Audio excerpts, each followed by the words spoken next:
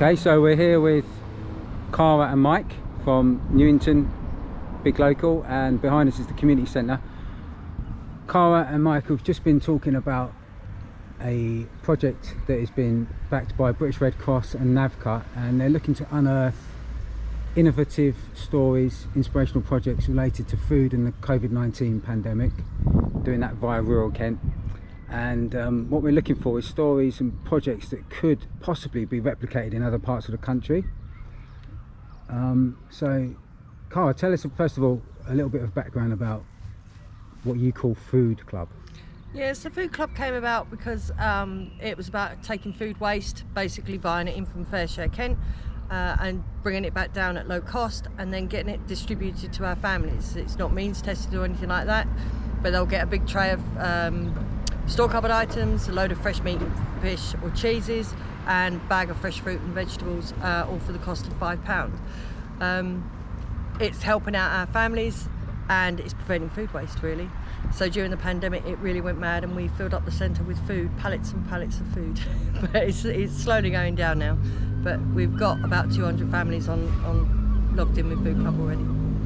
So also I saw a story a couple of years ago around food poverty in Newington. Yeah, childhood food poverty is really high in this area, so you know people just can't afford to feed their children 3 good meals. This is why the school over the road from us actually give every child that goes to that school a free school meal. Doesn't matter what age you are, doesn't matter what if you're working or not, you are actually entitled to a free school meal. Oh, and also statistically around Newington, what are the things that have kind of troubled this community over the last few years? Well, we're a high area of deprivation. I absolutely hate that word, but because we're rich in other things. But you know, deprivation is high. We've got food as an issue. We've got drugs as an issue. There's alcohol as an issue. Mental health, disability, all the things that you expect to find, you'll find here. And we are high numbers on that as well. Now, I've had the pleasure of working with you for what is it, 7-8 years now? Yeah. But I've seen the other side of that community where people like you are rolling your sleeves up, getting things done quite often without much support, just getting it done. And I think we need to get this story out. I think this is a great way of expressing just one of the examples of how you as a community in Newington have bucked the trend. You've got Margate down the road that gets all the attention, but really I think this is where it's really happening in terms of... Definitely. Do you know what, I'm really, as I said to you earlier, Carl, I'm really fed up with banging the drum for Newington. I don't see why we should have to fight for every penny that's invested into us, or even support or help. We don't get the recognition that we deserve. So last year, since March, the only 2 days we actually shut the centre was Christmas Day and New Year's Day. We worked through the rest of it. Every day we were here getting out food, whether it's the free food we're picking up from Tesco's, Asda, and getting that back out and distributed to our families for free, or even Food Club and getting that out as well. But yeah, don't get me wrong, I am fed up with beating the drum for Newington and having to fight for everything, but I'm going to. I will continue. And you are getting more traction now. People are starting to notice. Yeah, because we're making an impact. You know, Newington's been put on the map, and we're not letting that change. Great. So there's this distinction between the food you were giving away and Food Club, which is where people pay £5 for a bag of food. Yeah. That is worth about... It's estimated between about £30 and £40 easily. 30 and 40 for £5. Easily. And so this is where Mike comes in, because it's not just getting food on the cheap, it's about connecting it to education as well. Yeah, I think I joined, just a little bit of back story really. I came over to Newington and joined Newington Big Local last October.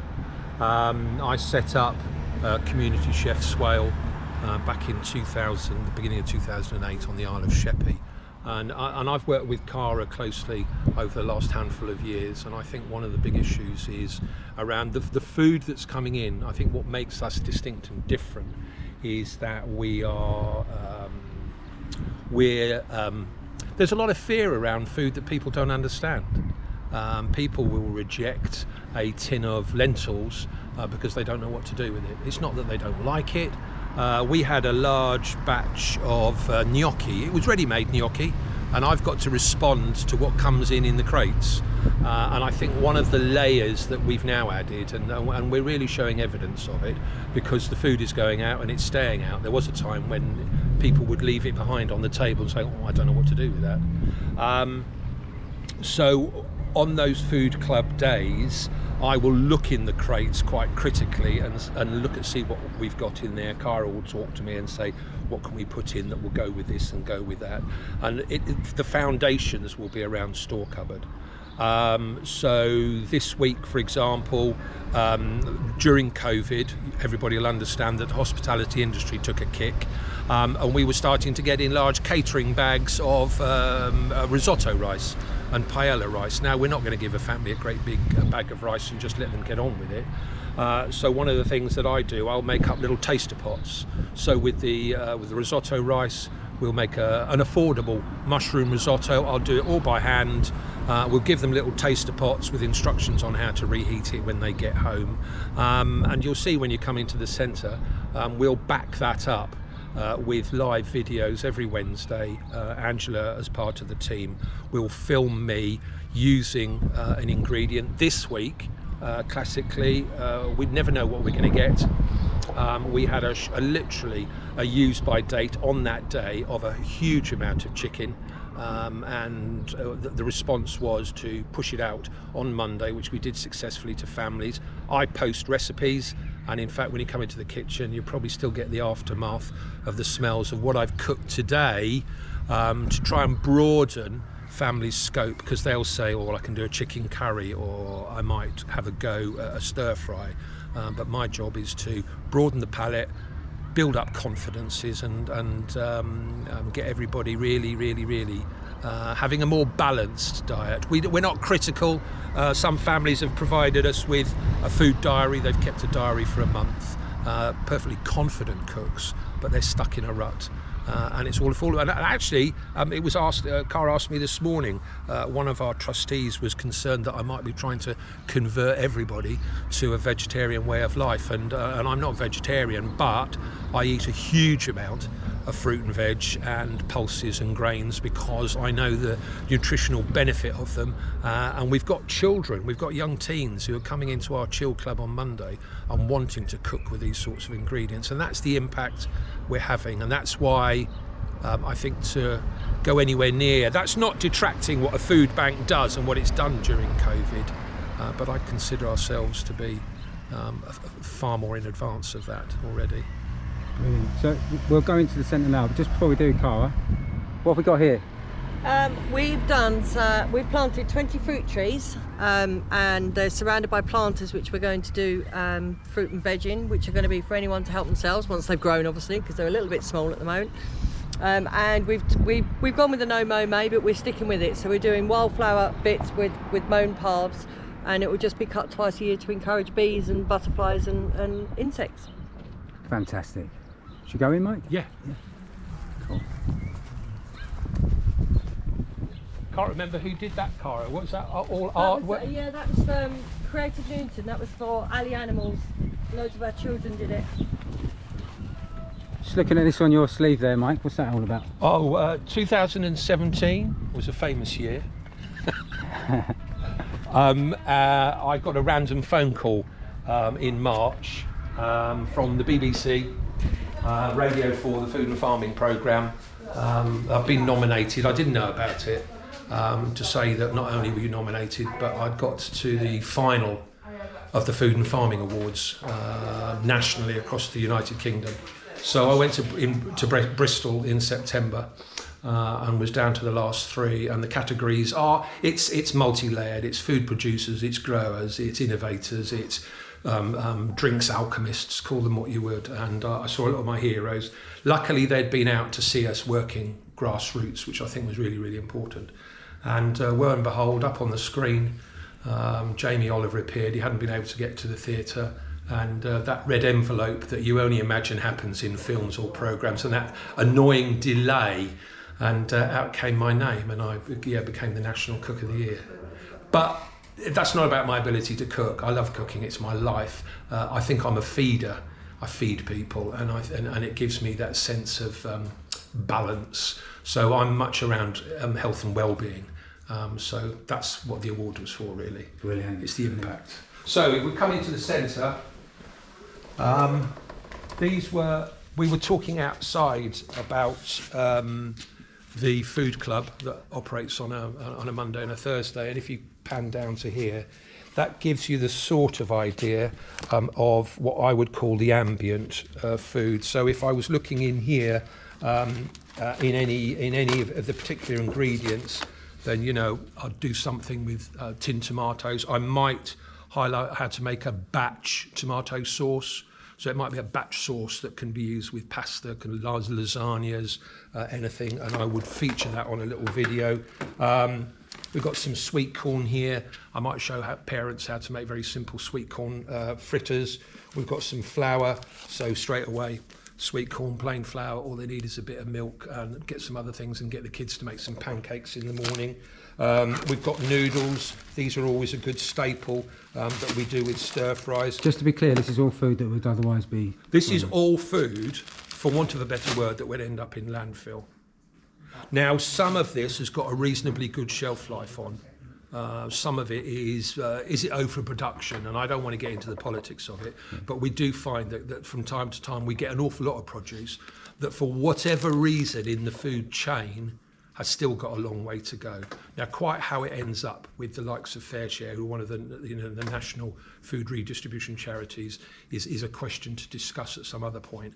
But it does. But when you're looking at the stuff that's in the fridge, invariably that's got a very short shelf life. And the supermarkets know by their data that they're just not going to sell it. And they've got an obligation to move it on, and we've got a responsibility to share it constructively. So those are our trays going out. And just in this community alone, you're looking at, did Cara say over 200 families? That are registered, yeah. Right. And that varies from a Monday to Thursday, but the families are regular and they come in without, and the notion of a session not running is almost unthought of. They rely on it, and they've relied on it during COVID. And Cara said earlier about not being means tested, because we all know it doesn't matter where you come from. COVID has turned people's lives upside down, and it will take, in my mind, in my opinion, recovery will be 2, 3, 5 years, I reckon.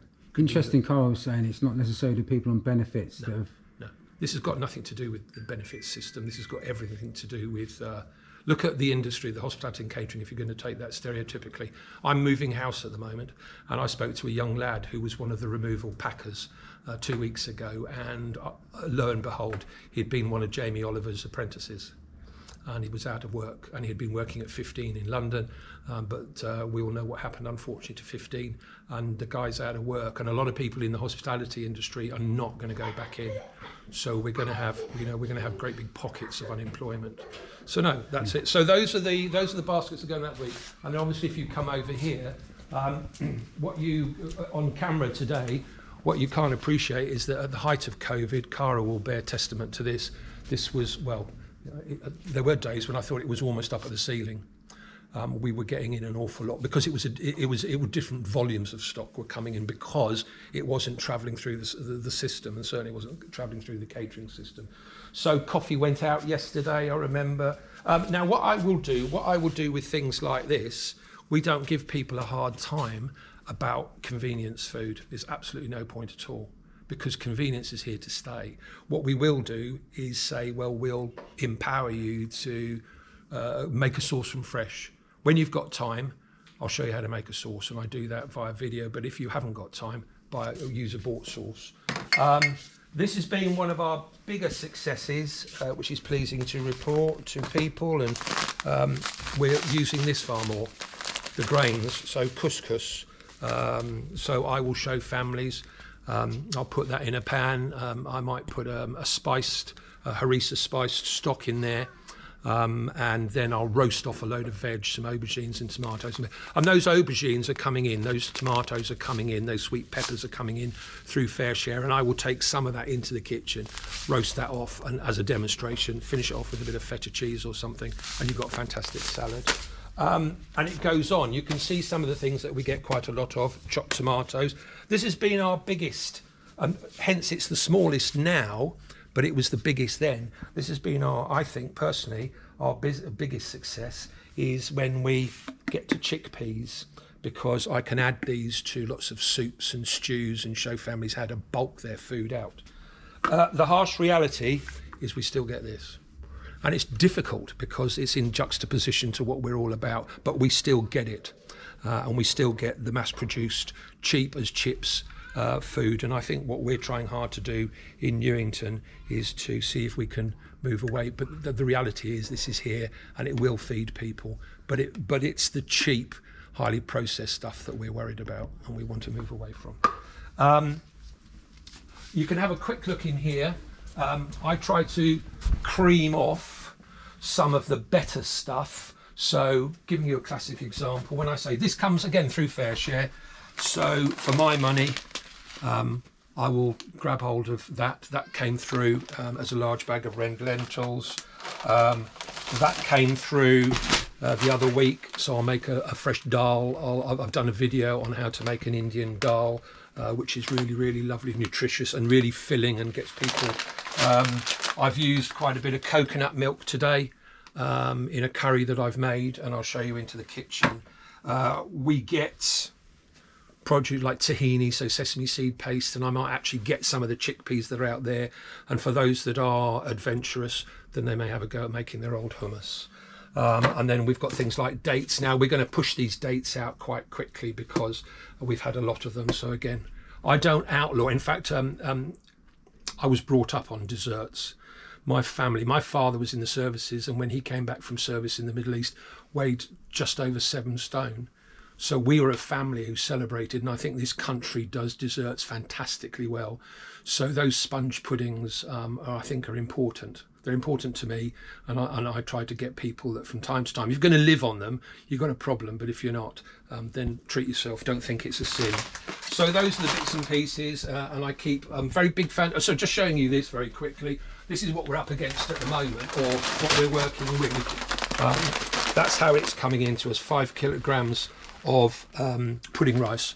And in fact, next week for the food club, families will get a kilogram bag of pudding rice, and I will demonstrate what to do with that in a slightly different way. Right, I'll take you into the kitchen. Oh, you can have just a quick look in here if you want to. There is some of the fridge ingredients that we're getting from FareShare. That's all from FareShare. So we've got Parmesan cheese, and we've got spreads, and we've got butter and cold meats and things. But that tends to go out rather than me using it. So if we just go over into the kitchen, and in fact I've been in there this morning. I know you were here, but I didn't know that this was going to go on. And this is my nerve centre, I suppose, something I've never had before, so I feel quite privileged in a way. So what happened in here this morning, about half an hour ago in fact, is that at 12, and you can go up onto the Newington Big Local Facebook page as it happens, and I made 2 recipes that were to do in response to the chicken that we got in from FareShare. So in this pan here, we've made a nutty chicken curry with peanut butter, which I've got always have it in stock. We tend not to send things like peanut butter out, just in case we do ask people about allergens. But that's a really lovely, fresh, simple curry with coconut milk, yogurt and chilli and ginger. And I'll show people how to make a fresh paste. This is the remnants of some ingredients we did. We made some jerk chicken burgers, and although that doesn't look like much, that is, we had some old peppers. When stock is really starting to get a bit shabby, we do put it out on the table right in the foyer there, and people can just take it. But what I will often do is, if it's looking way past its best, then what I'll do is I'll bring it in, if I can save it, by grilling that. What I did is I just put that under the grill until I blistered the skin, and then I scraped it all off, olive oil, and it's good to go. So this kitchen is where I cook for the food club. We get children in here for Chill Club who use the same ingredients, and then I also cook for the video. So that's what I'm doing. There's an awful lot more to achieve, but in essence, that's the dynamic of it at the moment. This, just thinking about where we might take this and people that might see this, potential funders, for example. I mean, this kitchen, just looking at it, looks okay for what you're doing, but it's a start. It's a start, and you know, you can see there that was a recent purchase. It gives me 2 domestic ovens, and you know, but I've supplemented. If you look on the table here, Newington Big Local, we supplemented it with these 2 induction hobs, which give me a little bit more transportability. We've got some paella burners, so we're finding ways, but it's always a juggling act to try and make sure that we can, because we want to expand. I'd like to see more people cooking with me, but I'd really like to see people within the community. I want the community to take control. I can cook all day long and I can get energised all day long, but I want people to come in and be at the centre of it themselves. Yeah. And there's, I believe there's potential to be working with ex-offenders. Yes, as I understand it, there's a vacant property that I think is owned by the church locally within the Newington community, and I know there will be some lads coming who have spent their sentence from Elmley. I personally have got a lot of experience of working with ex-offenders, and I'm very, very, very passionate about it. I've worked up at Stamford Hill on a hospitality and catering level 2 training, where I did the food input in partnership with East Kent College for 3 years, and I'm desperately concerned with where these lads want to go. I have little interest where they've been, and the food I find is hugely empowering. It's a great way to get people together and to get people to open up and have conversations and balance. And I'm sure that there are other projects and other activities where we're spending more time looking collectively at how we can work on health and well-being. Yeah, so this community centre as a whole, I mean, it's doing a great job, or has done a great job. I mean, when was it built? In the I'm not sure. 70s or something? I really... When, Kai? 75. I think it's 1975. Great year, 45. Great year. Yeah. So, I suppose what we're getting at really is we're looking for potential investors to look at this place, this project. It's certainly... Do you think it's replicable? I mean, I do. I suppose if I was going to play devil's advocate, I'd say that there's not many of you out there, or maybe there aren't, but at the same time, the very reason that I moved from the Isle of Sheppey to here was to bring the story here. I felt Newington offered me personally the opportunity, with the right type of support and investment, to extend and expand, because it did have a centre. And I also get the impression that the community are more closely knit, and I think they're more likely to come forward and do things. So could this be done in every community? I could implant it anywhere. Yeah. I could implant it. I could sit down if I had the funded support and literally write a program that could then replicate me. That's what it needs. It almost needs a system whereby you train a group of people who then have a toolkit that is topped up every 3 months or every 6 months, and that toolkit is topped up, and you come back together again periodically, go out into your representative areas, because what I know from Cara and residents here is they do not like and appreciate what we call parachute programs, where you drop in, you do something for a couple of years, and then you clear off again, and you really can't measure impact. We need someone in grassroots doing it. Yeah, and that's exactly what the Big Local programme is set up to counter. But my passing gesture, having done this now for 14 years, is to ingrain something in somebody else. And when my wheelchair arrives, which is a long way off, by the way, good lad, they take it on. But in the meantime, I think my job, funding allowing, is to spread it. It's a faith. It's my faith, and I think it's really important.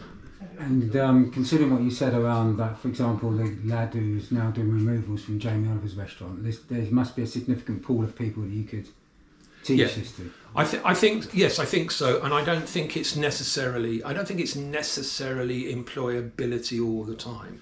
We did meet with Job Centre Plus from Ramsgate. The statistics are terrifying at the moment as far as the 16 to 24-year-olds. They haven't got the figures for this year, but they did talk about last year's, and last year's rise was just over 75% increase on their unemployability figures for that target audience, which they're focused on. And interestingly enough, they're also keen to target on the over 50s, because it always I find it surprising that we write people off, or the system seems to write people off from an employability point of view, when they've got an awful lot of time still to offer and a lot of life skills.